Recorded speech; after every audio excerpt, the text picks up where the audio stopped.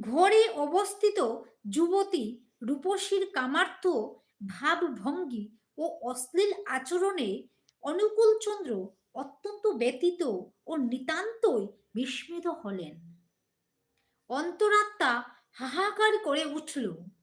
মাতৃজাতির এহেন দুর্গতি দেখে সহজ সরল শিশুর মতন তিনি চিৎকার করে উঠলেন, মা, তোর সন্তানের অনিষ্ট হবে, মহা সর্বনাশ হবে।